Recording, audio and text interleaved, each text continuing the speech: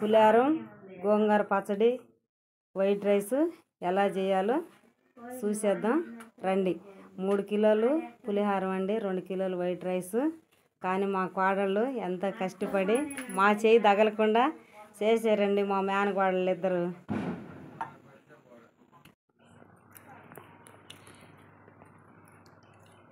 ఈరోజు మేము మా ఫ్యామిలీ మొత్తం కలిసి బీచ్కి వెళ్తున్నామండి.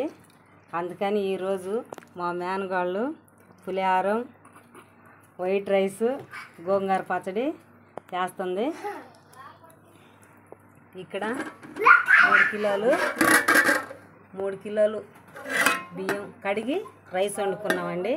కానీ ఇది అన్నం ఆరాలి కాబట్టి ముందుగా అన్నం వండి పెట్టుకున్నాము, ఆరలేదు.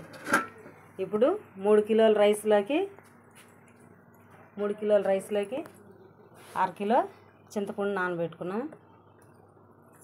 చింతపండు బాగా నానింది. 3 కిలోల బియ్యంలోకి 1/2 కిలో చింతపండు వేసామండి. అయితే ఇదంతా ఈ చిన్న ఫంక్షన్ లాగా చేసుకుంటున్నాం మేము. అయితే ఇదంతా మా అమ్మాయి చేస్తున్నది, మా మేనగాళ్ళు, మా పెద్ద కోళ్ళు అన్నమాట ఈ అమ్మాయి. గోంగూర కూడా ఒక పొయ్యి మీద ఉడుకుతుంది.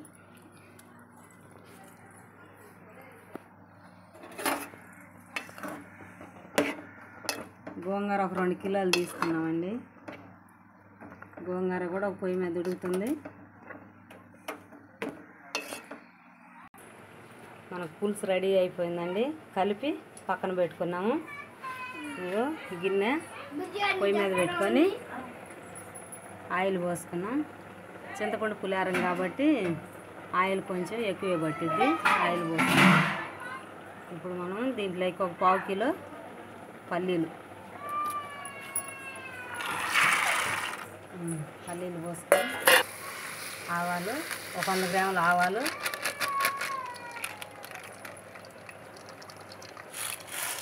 ఒక 100 గ్రాములు పచ్చెనగపప్పు. ఇవన్నీ బాగా ఫ్రై చేసుకోవాలండి, బాగా ఆగాలి.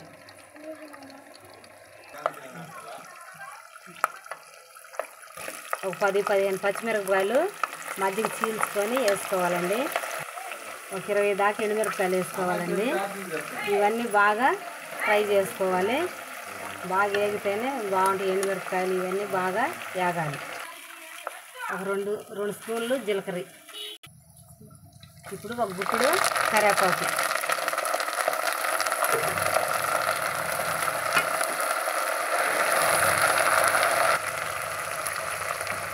3 స్పూన్లు పసుపు.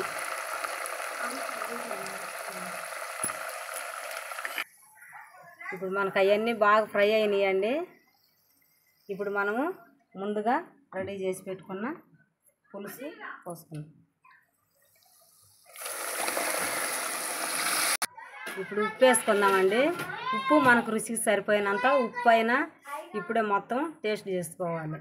మనకు రుచికి సరిపోయినంత ఉప్పు వేసుకోవాలి. పసుపు అయినా ఏదైనా ఇప్పుడే వేసుకోవాలి. వీళ్ళిద్దరూ అవి చేసుకోవాలన్నా బతుకుతారులేరా, మీ జోలికి రాకుండా. ఇది మన పులుసు బాగా ఉడుకుతుందండి, చింతపండు పులుసు. మన గోంగూర పచ్చడి రెడీ అయింది కాబట్టి గోంగూర పచ్చడిని తాలింపు వేసుకోండి. మనకు పులుసు ఉడుకుతుందండి. గోంగూర పచ్చడి ఇక్కడ కళాయి పెట్టుకొని ఆయిల్ పోసుకొని ఉల్లిగడ్డలు వేసుకున్నాం.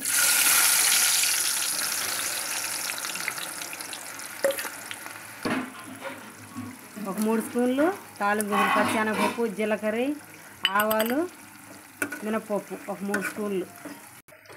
ఇప్పుడు ఎండుమిరపకాయలు వేసుకున్నామండి. ఒక 10-15 దాకా ఎండుమిరపకాయలు వేసుకున్నాం. కానీ ఉల్లిగడ్డలు బాగా వేగాల్సిన అవసరం లేదు. గోంగూర పచ్చడికి మనం కిలో గోంగూర తీసుకున్నామండి. కిలో గోంగూరకి 1/2 కిలో పచ్చిమిరపకాయలు పచ్చి మిక్సీ పట్టుకోవాలి. పచ్చిమిరపకాయలు మిక్సీ పట్టుకోవాలండి. మనకు ఉల్లిగడ్డలు కూడా ఫ్రై అయినాయండి. ఎండుమిరపకాయలు, ఉల్లిగడ్డలు ఫ్రై అయినాయి. ఇప్పుడు మనం కరివేపాకు వేసుకొని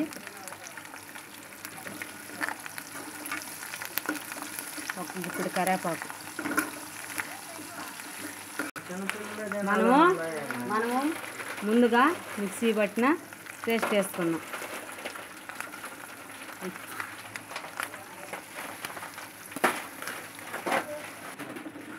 ఇది బాగా ఫ్రై అవ్వాలండి, ఎందుకంటే మనం పచ్చి మిక్సీ పట్టాం కాబట్టి ఇవి బాగా ఫ్రై అవ్వాలి. అప్పుడు పచ్చి వాసన అంతా పోయిందాక మనం బాగా ఫ్రై చేసుకోవాలి.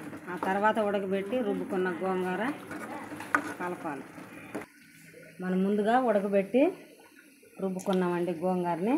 ఇప్పుడు మనకి అక్కడ తాలింపు రెడీ అయిపోయింది కాబట్టి ఈ గోంగూర తీసి దాంట్లో వేసుకుందాం.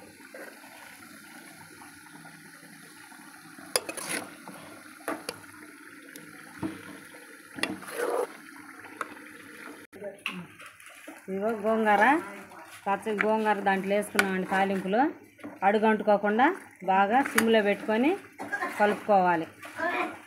పచ్చడిలో ఉప్పు అది ఇప్పుడే చూసుకోవాలండి. నాకైతే ఉప్పు సరిపోయిందండి. బాగా పచ్చడి సూపర్ టేస్టీగా ఉన్నది. పులుసు రెడీ అయిపోయిందండి. అన్నం కూడా వండి ఆరబెట్టుకున్నాము. ఇప్పుడు ఆ పులుసు వేసుకొని మనం పులిహారం కలుపుకున్నామండి.